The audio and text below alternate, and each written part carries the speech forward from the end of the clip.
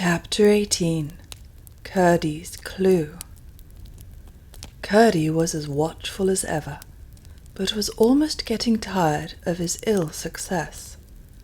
Every other night or so he followed the goblins about, as they went on digging and boring, and getting as near them as he could, watched them from behind stones and rocks, but as yet he seemed no nearer finding out what they had in view. As at first, he always kept hold of the end of his string, while his pickaxe, left just outside the hole by which he entered the goblin's country from the mine, continued to serve as an anchor and hold fast the other end. The goblins, hearing no more noise in that quarter, had ceased to apprehend an immediate invasion, and kept no watch. One night, after dodging about and listening till he was nearly falling asleep with weariness, he began to roll up his ball, for he had resolved to go home to bed. It was not long, however, before he began to feel bewildered.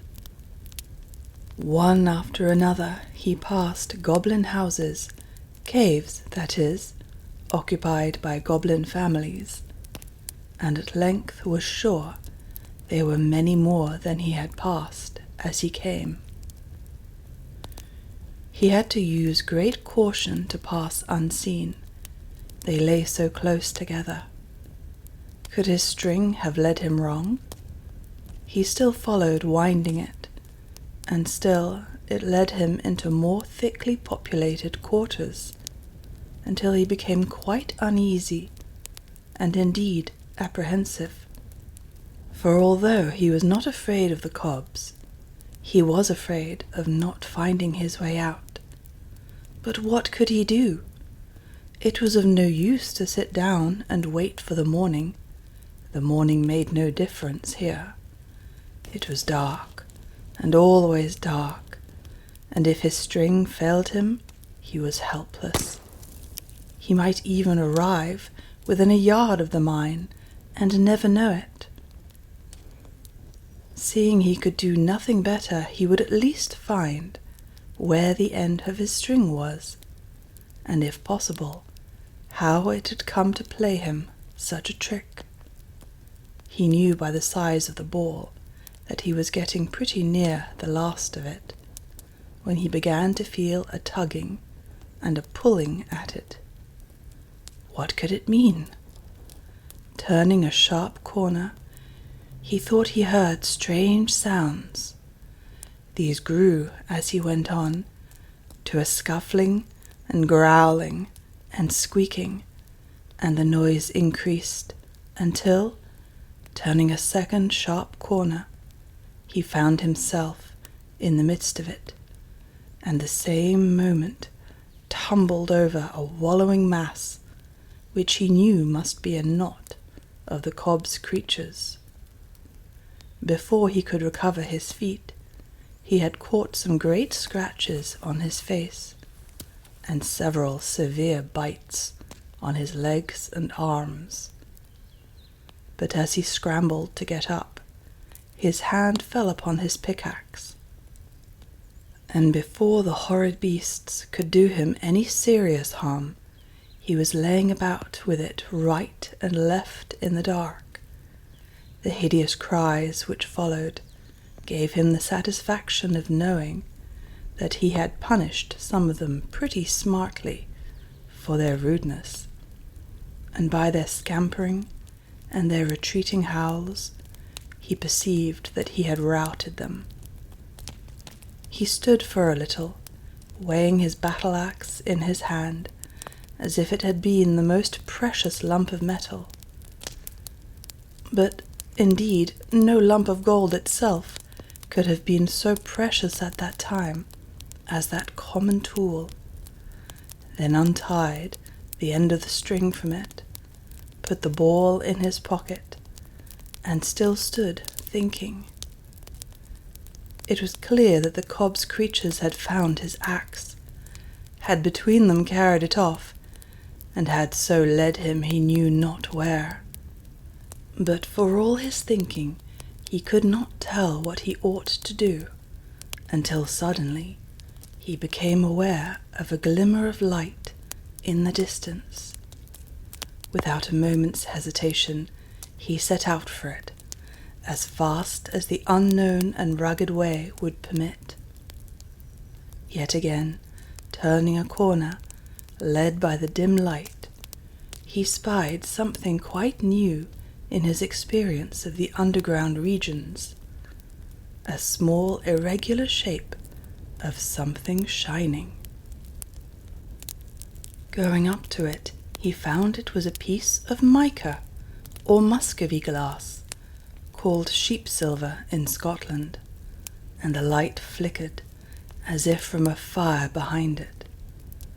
After trying in vain for some time to discover an entrance to the place where it was burning, he came at length to a small chamber in which an opening high in the wall revealed a glow beyond.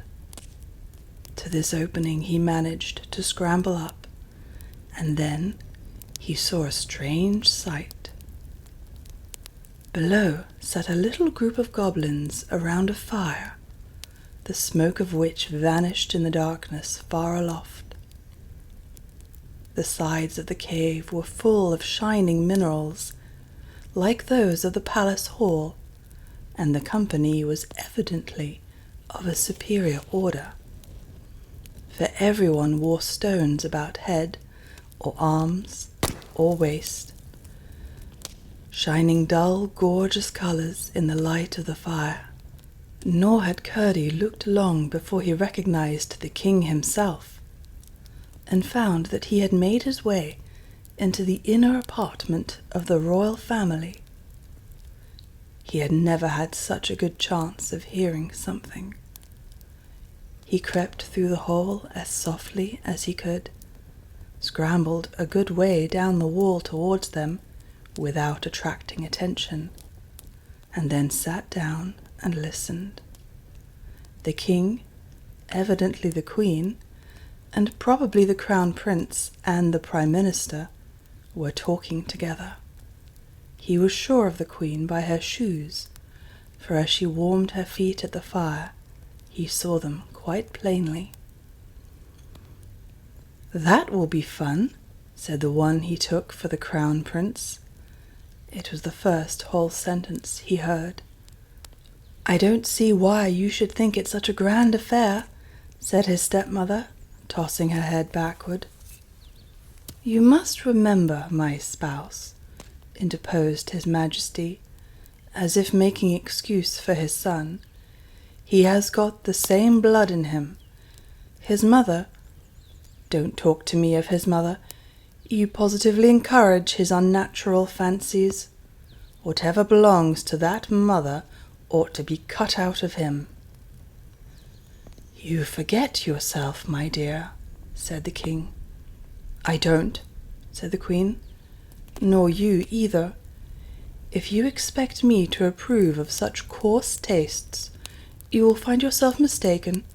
I don't wear shoes for nothing." "You must acknowledge, however," the king said, with a little groan, "that this at least is no whim of Harelip's, but a matter of state policy. You are well aware that his gratification comes purely from the pleasure of sacrificing himself to the public good. Does it not, Harelip?" "Yes, father, of course it does. Only it will be nice to make her cry. I'll have the skin taken off between her toes, and tie them up till they grow together. Then her feet will be like other people's, and there will be no occasion for her to wear shoes." "Do you mean to insinuate I've got toes, you unnatural wretch?" cried the queen, and she moved angrily towards Harelip. The counsellor, however, who was betwixt them, leaned forward so as to prevent her touching him. but only as if to address the prince. "Your Royal Highness," he said, "possibly requires to be reminded that you have got 3 toes yourself, 1 on one foot, 2 on the other." "Ha ha ha!" shouted the Queen triumphantly. The counsellor, encouraged by this mark of favour, went on. "It seems to me, Your Royal Highness, it would greatly endear you to your future people, proving to them that you are not the less one of themselves, that you had the misfortune to be born of a son-mother, if you were to command upon yourself the comparatively slight operation which, in a more extended form, you so wisely meditate with regard to your future princess." "Ha, ha, ha!" laughed the Queen, louder than before, and the King and the minister joined in the laugh. Harelip growled, and for a few moments the others continued to express their enjoyment of his discomfiture. The Queen was the only one Curdie could see with any distinctness.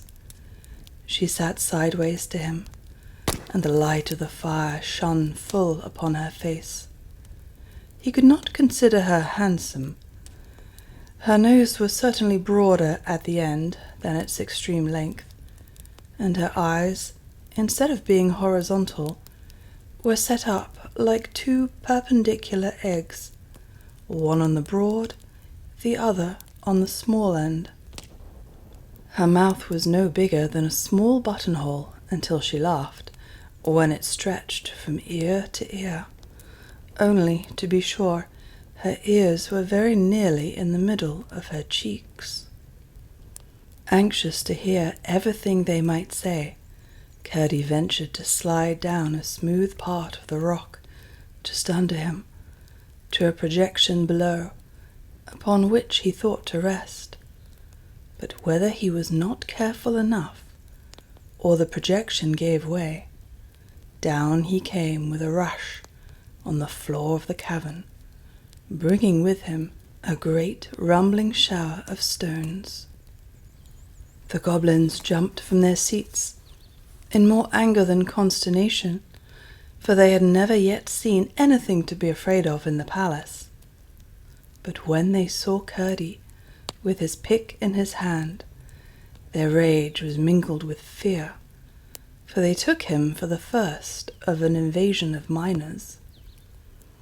The king, notwithstanding, drew himself up to his full height of 4 feet, spread himself to his full breadth of 3.5, for he was the handsomest and squarest of all the goblins, and strutting up to Curdie, planted himself with outspread feet before him, and said with dignity, "Pray, what right have you in my palace?"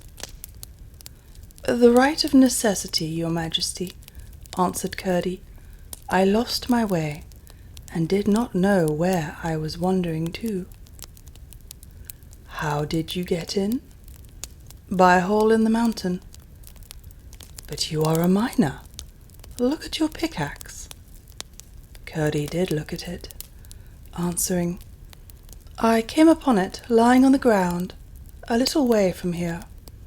I tumbled over some wild beasts who were playing with it. Look, your majesty." And Curdie showed him how he was scratched and bitten.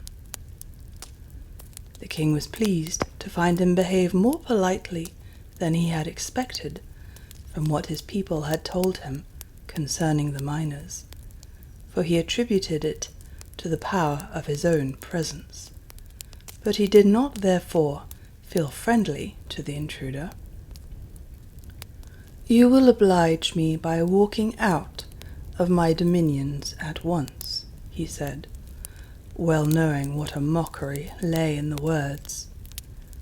"With pleasure, if your majesty will give me a guide," said Curdie. "I will give you 1,000, said the king, with a scoffing air of magnificent liberality. "1 will be quite sufficient," said Curdie. But the king uttered a strange shout, half halloo, half roar, and in rushed goblins, till the cave was swarming. He said something to the first of them, which Curdie could not hear, and it was passed from one to another, till in a moment the farthest in the crowd had evidently heard and understood it. They began to gather about him in a way he did not relish, and he retreated towards the wall.